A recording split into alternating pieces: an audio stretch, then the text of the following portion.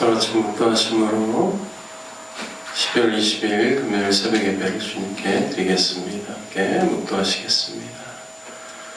여호와는 나의 힘과 나의 방패이시니 내 마음이 그를 의지하여 도움을 얻었도다. 그러므로 내 마음이 크게 기뻐하며 내 노래로 그를 찬송하리로다. 여호와는 그들의 힘이시요 그의 기름 부음 받은 자의 구원의 요새이시로다. 아멘. 거룩하신 하나님 아버지, 주님 앞에 나아올 때 주님의 이름을 부르며 주님만을 높이기를 원합니다. 찬송 중에 거하시는 주님께서 우리 예배를 받아주옵시고 우리 심령 가운데 한없는 은혜와 사랑으로 채워 주옵소서. 우리의 모든 기도에 응답하실 주님을 기대하며 우리 주 예수님의 이름으로 기도합니다. 아멘. 찬송가 114장 그 어린 주 예수 찬송하신 후에 우리 박혜빈 장로님 대표로 기도해 주시겠습니다. 찬송가 114장입니다. 114장 그 어린 주 예수.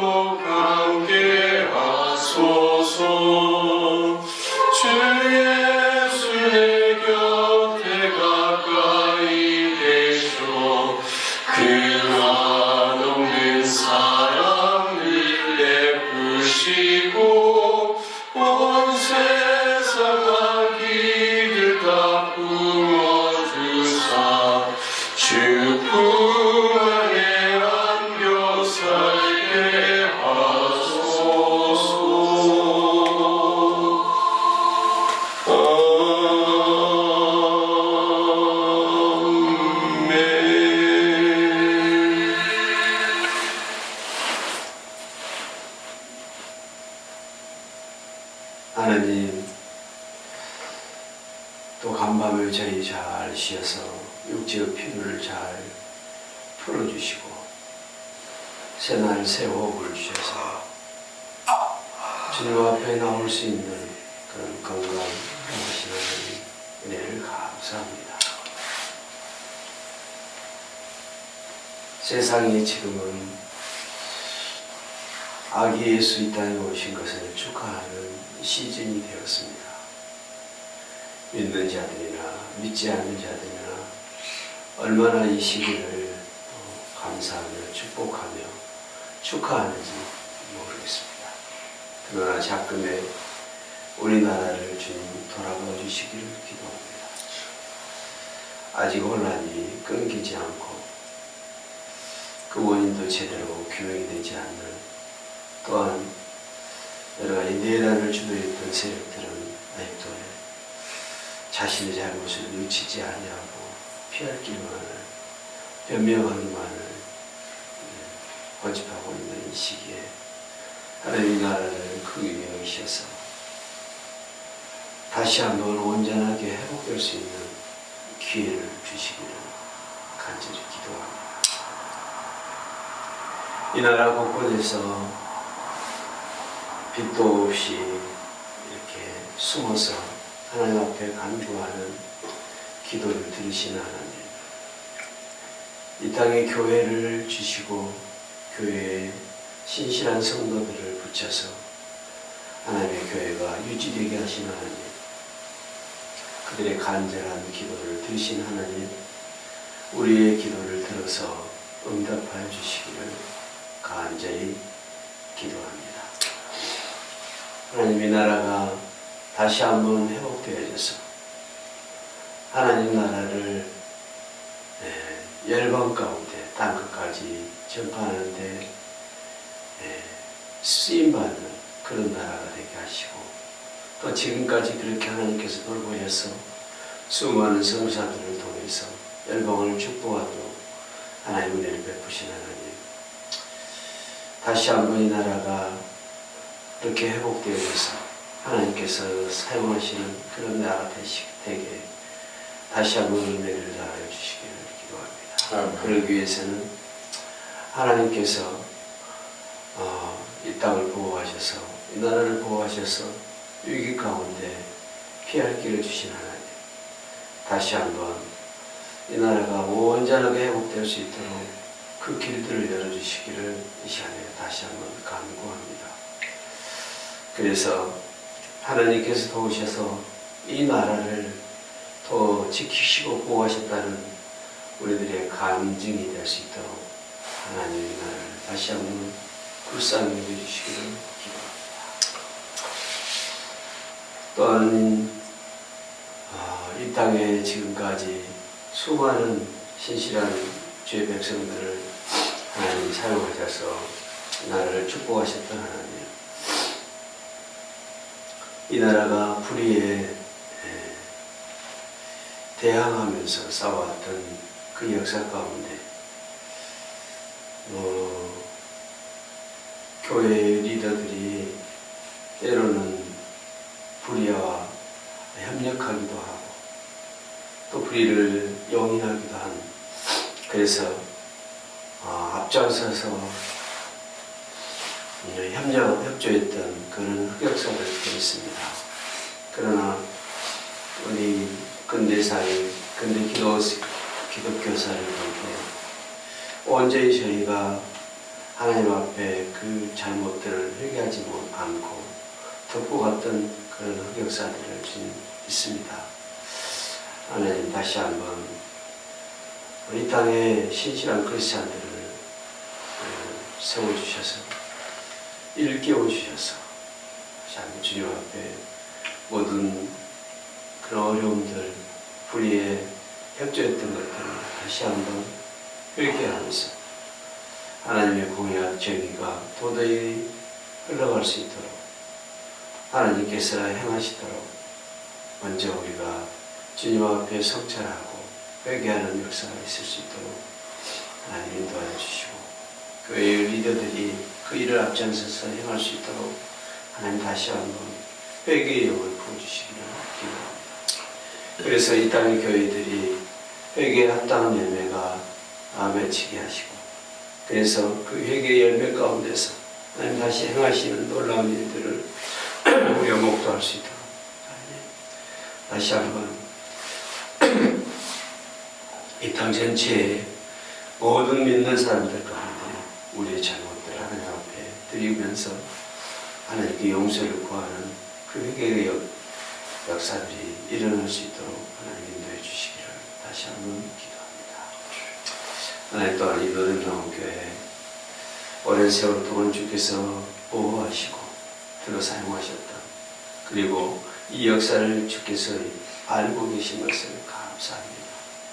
하나님, 주님 오실 때까지 그 역할들을 잘 감당하는 교회가 되게 하시고, 먼저에 속해 있는 사랑하는 성도들이 훈련되어지게 하시고 헌신되게 하여 주셔서 특히 다음 세대들이 주님 앞에 더욱더 가까이 나아오는 귀한 역사가 이곳 가운데 있을 수 있도록 하나님 은혜와 긍휼을 더하시기를 간절히 기도합니다.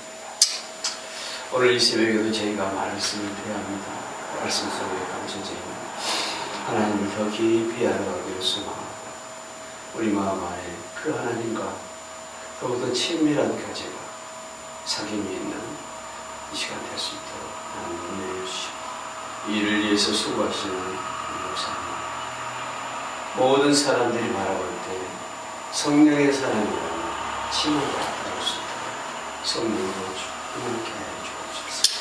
예수님 이름으로 아멘.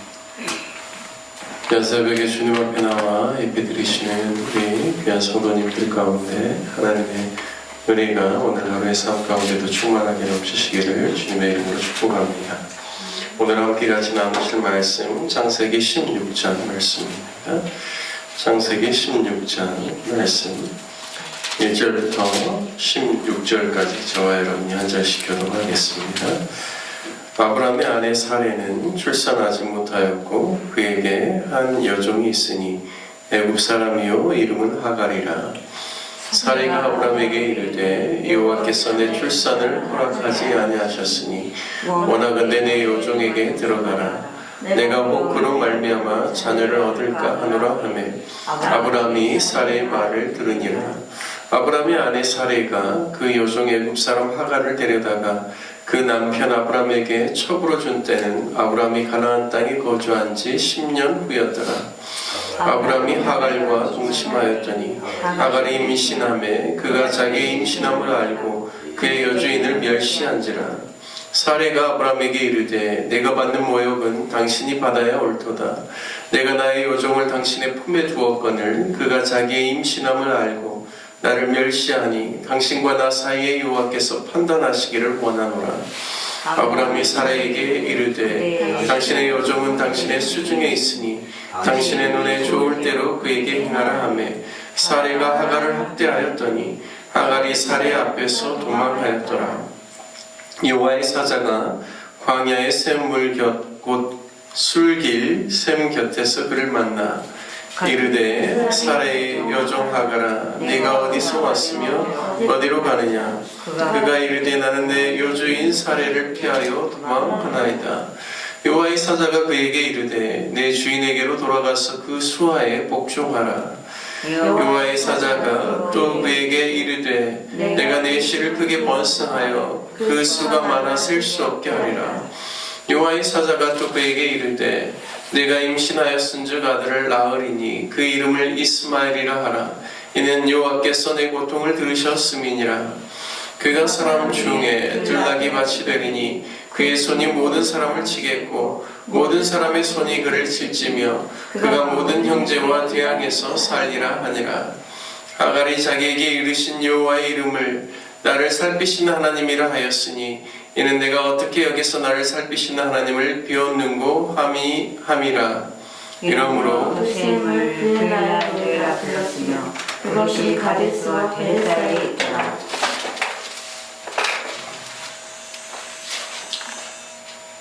하갈이 아브라함의 아들을 낳음에 아브라함이 하갈이 낳은 그 아들을 이름하여 이스마엘이라 하였더라. 하갈이 아브라함에게 이스마엘을 낳았을 때 아브라함이 86세였더라. 아멘. 오늘 창세기 16장 말씀을 통해서 인간적인 방법의 오류라는 제목으로 말씀을 나누겠습니다. 창세기 16장 말씀은 아마도 아브라함의 인생의 역사 가운데서 가장 지우고 싶은 장일 거라는 그런 생각들을 해봅니다. 가장 자신의 인생의 치명적인 실수가 기록되어 있기 때문이죠. 하나님께서는 아브라함에게 자녀를 주시겠다라고 여러 번 말씀하셨습니다. 창세기 12장에 내가 너로 큰 민족을 이루게 하겠다 말씀하셨죠. 13장 16절에 보면 내가 네 자손이 땅의 티끌같이 같게 하리니 사람이 땅의 티끌을 능히 셀 수 있을진데 네 자손도 세리라 말씀하셨습니다. 그리고 15장에서는 친히 아담을 밤에 별들을 보여주시면서 그 수를 셀 수 있나 보라 하시면서 네 자손이 이와 같을 것이다 말씀하셨습니다. 그리고 친히 네 몸에서 날짜라야 너의 후사가 되리라고까지 이야기해 주셨습니다.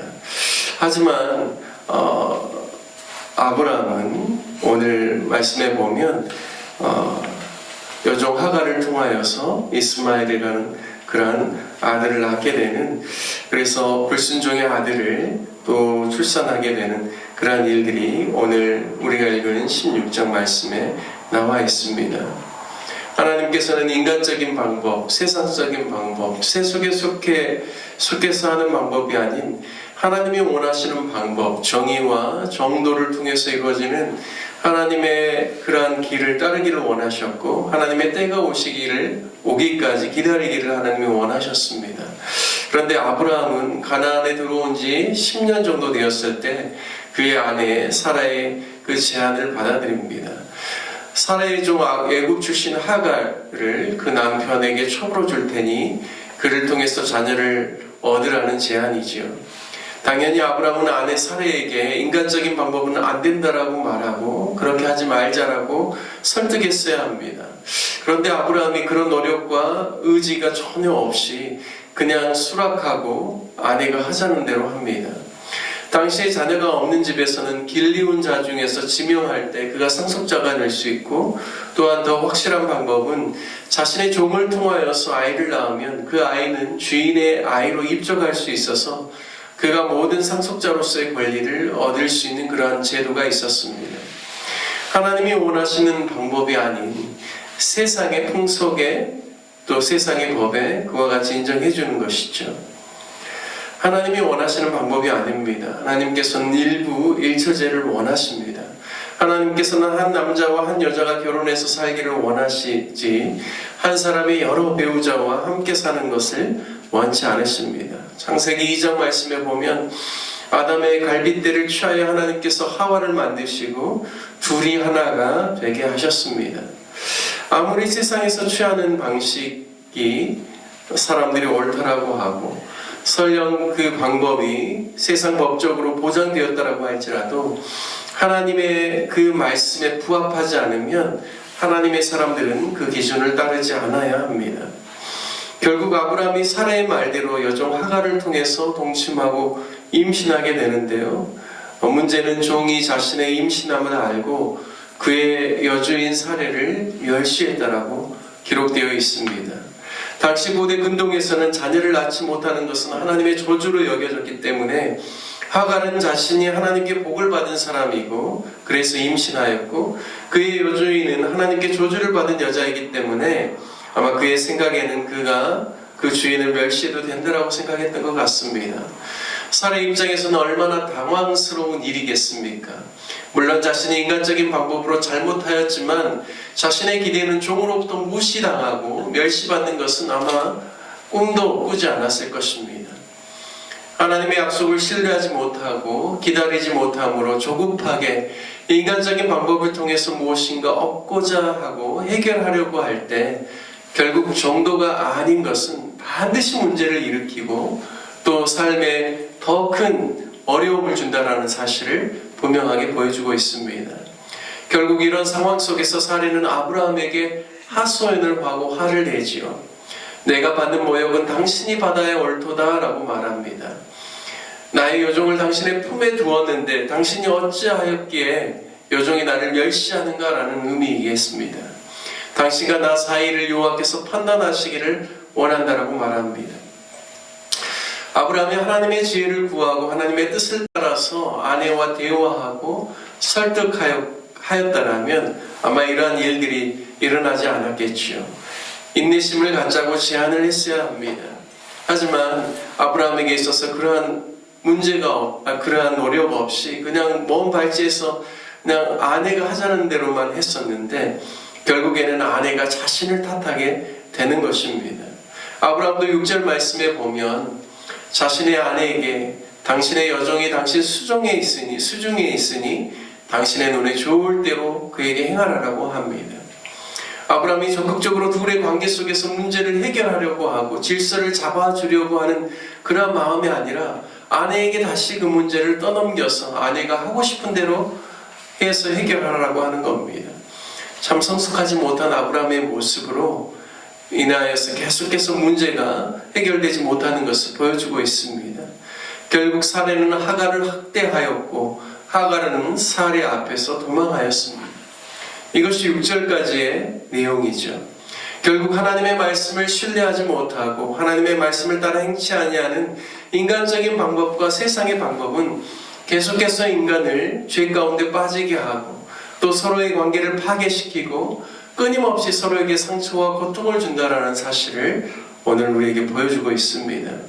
그리고 문제 해결을 위하여 상황을 올바르게 보고 회개하고 잘못된 것을 바로 잡으려 하기보다는 계속해서 회피하는 그런 모습을 보여주고 있습니다.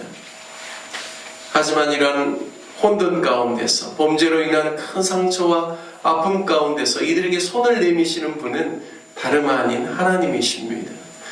여주인 사례를 피하여 광야로 도망간 하갈에게 찾아가신 분이 여호와의 사자입니다. 여호와의 사자가 하갈에게 이야기하죠. 내가 어디서 왔으며 어디로 가느냐 묻습니다. 이 질문은 범죄한 인간에게 내가 어디에서 온 존재며 어디로 가야 하는 존재인지에 대한 우리의 근본적인 우리의 삶에 우리가 던져야 될 질문입니다. 우리의 근본을 묻고 그 근본을 찾으라는 우리의 존재적인 목적 질문이죠. 물론 하갈은 애굽 출신으로 아브라함이 기근을 피하기 위해서 애굽에 내려갔다가 12장 후반에 보면 다시 가나안으로 올라왔을 때 함께 종으로 같이 올라온 여인이라고 우리가 충분히 추측할 수 있습니다. 하지만 애굽을 떠나서 가나안에서 아브라함과 사레와 함께 살면서 그도 자연스럽게 하나님이란 존재를 알게 되었을 것입니다. 그리고 아브라함이 하나님의 뜻을 따라서 이곳까지 왔다라는 사실도 그는 알았을 것입니다. 비록 하갈이 애굽 사람이지만 그에게 있어서도 하나님께 은총을 입어 아브라함의 집에 있는 자요 또 믿음으로 살다가 하나님께 가야 할 인생이고 하나님의 구원의 역사를 위해 그도 아브라함에게 속하여서 그 뜻을 이루는 일 가운데 쓰임받아야 하는 인생이라는 사실을 그도 깨달아야만 했습니다. 하나님께서는 사례에게 내가 어디에서 왔으며 어디로 가느냐라고 질문하죠. 사례 여종 하갈이 그 질문 앞에 내가 사례 내 여주인을 피하여 도망하였다라고 말합니다. 하지만 9절 말씀에 보면 여호와의 사자는 내 주인에게로 돌아가서 그 수하에 복종하라 라고 말씀합니다. 결국 질서를 잡아주시고 문제를 해결해 주시는 분은 하나님이십니다. 우리의 인생의 문제, 때로는 우리의 죄악과 실수와 실패로 인해서 우리의 인생의 혼란과 소용돌이 가운데 있을 때 그 문제를 풀고 나올 수 있는 그 길은 오직 하나님을 만나는 거기에서부터 시작된다는 사실을 우리에게 가르쳐주고 있습니다. 비록 하갈의 약속의 자손이 아닌 불순종과 인간적인 방법으로 나온 그러한 자손이기는 하지만 하나님께서 그 하갈을 통해서 태어난 이스마엘에게 있어서도 그가 번성하여 셀 수 없는 자손이 되게끔 해주시겠다라고 약속해 주십니다. 그리고 여호와께서 내 고통을 들었다라는 의미로 이스마엘이라는 이름으로 그 아들의 이름을 짓게 합니다. 결국 하갈의 마음을 안돈시키고 그가 비록 실수하였고 실패하였으나 그의 마음을 또 위로하여 주시고 또 하나님께서 그에게 은혜와 긍휼을 베푸셨다라는 사실을 오늘 말씀을 통하여서 기억해야 할 것입니다. 하지만 이 가정의 가장 영적인 권위자라고 할 수 있는 아브라함에게는 그 책임을 물으십니다. 그의 나이 86세에 이스마엘을 낳았는데 무려 그가 99세가 될 때까지 성경에서는 그에 대한 어떠한 기록도 없습니다. 결국 하나님의 그 약속에 대한 불순종과 불신앙은 하나님의 때를 지연시키는 결과를 가져온다라는 것입니다. 하나님과의 친밀함에서부터 떠나 정말 인간적인 모습만을 가지고 13년을 지낸다라는 것은 그것은 믿음의 사람에게 있어서는 참 큰 불행이요 고통입니다. 저와 여러분이 어떠한 상황과 환경 속에서도 하나님의 약속을 붙잡고 기다릴 수 있는 그러한 인내를 갖는 하나님의 사람들 되시기를 주님의 이름으로 축복합니다. 우리의 그 기도의 응답이 때로는 더뎌지더라도 하나님의 분명한 뜻이 있고 섭리가 있음을 믿고 늘 인내할 수 있는 그러한 아름다운 신앙을 갖게 되시기를 주님의 이름으로 축복합니다. 하나님의 뜻을 이루는 데 있어서 인간적인 생각과 방법은 오히려 그 성취를 당기는 것이 아니라 지연시킨다라는 것을 깨달으면서 우리가 매일매일 주님께 순종하고 또 말씀을 붙드는 약속을 붙드는 삶을 사시기를 주님의 이름으로 축복합니다. 오늘 말씀 적용하며 기도하기를 원합니다. 늘 하나님이 우리의 삶 가운데 신실하게 또 역사하시는 것처럼 우리도 하나님 앞에서 신실한 하나님의 사람들이 될 수 있기를 위해서 기도합시다. 세속에 물들지 아니하고 인간적인 방법과 생각으로 우리의 일들을 경영하지 않고 항상 충성된 마음과 신실한 마음으로 주님을 따라갈 수 있게 해달라고 기도합시다. 그리고 오늘 로뎀나무 교회를 위해서 기도할 때 특별히 우리 교회 주변에 있는 많은 주민들에게 또 우리 교회를 통해서 복음이 증거되고 또 소외된 주민들 또 외국인들이 우리 교회에 연결될 수 있도록, 그래서 저들이 온전히 하나님의 사람으로 세워지고 또 이 지역사회에 있는 많은 사람들이 구원의 방주인 교회에 나와서 함께 주님을 예배하고 주님의 구원의 은총을 입는 귀한 역사가 있기를 위해서 우리 주변 지역에 전도가 활발하게 이루어질 수 있기를 위해서 기도해 주시길 바랍니다.